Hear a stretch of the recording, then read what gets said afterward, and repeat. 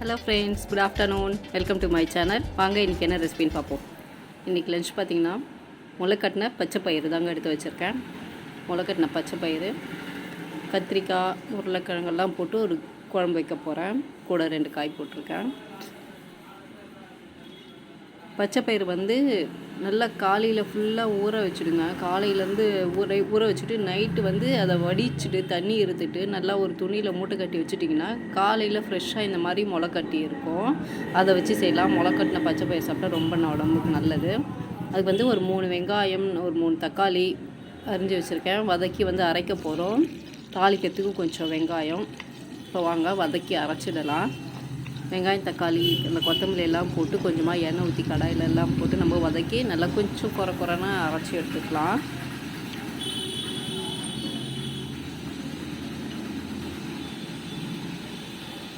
இப்போ இது கூட தேங்காய் அரைக்க போகிறோம். அடுத்தது மசாலா தேங்காய் 1 டீஸ்பூன் மேலுக்கு 1 டீஸ்பூன் சீரகம் வச்சுருக்கேன். இதையும் நைஸாக அரைச்சி எடுத்து வச்சுக்கலாம்.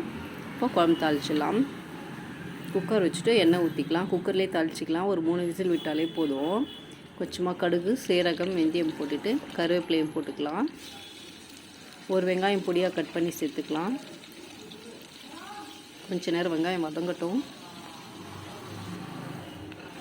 இப்போ கத்திரிக்காவெல்லாம் ஆட் பண்ணிக்கலாம். கத்திரிக்காய், உருளைக்கிழங்கு ஆட் பண்ணியிருக்கேன்.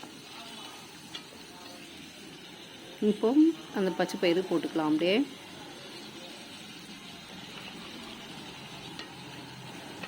ஒரு 2 நிமிஷம் வதக்கிடலாம். காய் ஒரு 2 நிமிஷம் வதக்கினா நல்லாயிருக்கும். வதங்கினா இப்போ மிளகாத்தூள், மஞ்சாத்தூள், உப்பு. நான் ஒரு 1.5 டீஸ்பூன் அளவு மிளகாத்தூள், 2 டீஸ்பூன் தனியாத்தூள், கொஞ்சமாக மஞ்சாத்தூள் போட்டிருக்கேன். தேவையான அளவு உப்பு ஆட் பண்ணியிருக்கேன். காரம் எவ்வளோ குழம்பு வைக்கிறீங்களோ அந்த அளவு ஆட் பண்ணிக்கோங்க. நல்லா அது போட்டு ஒரு 5 நிமிஷம் வதங்கட்டோன்ட்டு நம்ம அரைச்சி வச்சுருக்க வெங்காயம், தக்காளி விழுது சேர்த்துக்க போகிறோம். உடனே சேர்க்கக்கூடாது. அந்த கொஞ்சம் எண்ணெயில் அது வதங்கணும். காய், அந்த மிளகாத்தூள் வதங்கினாக்கா எந்த அளவுக்கு காயெல்லாம் வதங்குதோ அந்த அளவுக்கு நம்மளுக்கு குழம்பு நல்லாயிருக்கும். போட்டு அந்த தக்காளியை அரைச்சி ஊற்றந்தையும் ஊற்றி நல்லா வதக்கிட்டு தான் கொஞ்சம் நேரம் கொதிக்க விட்டுட்டு நம்ம அரைச்சி வச்சுருக்க தேங்காவையும் அதுலேயே ஆட் பண்ண போகிறோம். புளி ஒரு குட்டி லெமன் சைஸ் அளவு, அதாவது ஒரு பெரிய நெல்லிக்காய் அளவு நான் ஊற வச்சு கரைச்சிருக்கேன். அப்போ அந்த புளியும் சேர்த்துக்கலாம்.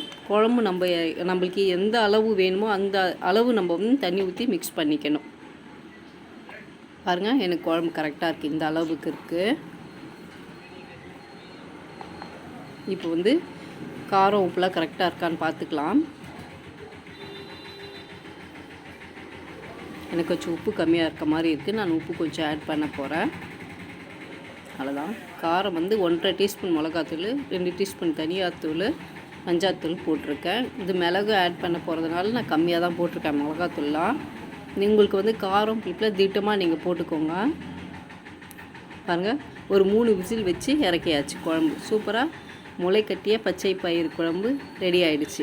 கொஞ்சமாக கொத்தமல்லி தூவிட்டு அப்படி நம்ம சாப்பாட்டில் போட்டு பிசைஞ்சு சாப்பிட்லாம்.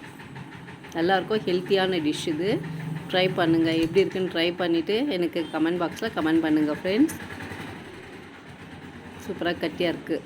நல்லா திக்காக நல்லாயிருக்கும் குழம்பு. இது மாதிரி ட்ரை பண்ணுங்கள். எப்படி இருக்குன்னு சொல்லுங்கள் ஃப்ரெண்ட்ஸ். வீடியோ பிடிச்சிருந்தா லைக் பண்ணுங்கள், கமெண்ட் பண்ணுங்கள், மறக்காமல் சப்ஸ்கிரைப் பண்ணுங்கள் ஃப்ரெண்ட்ஸ். தேங்க்யூ, பாய்.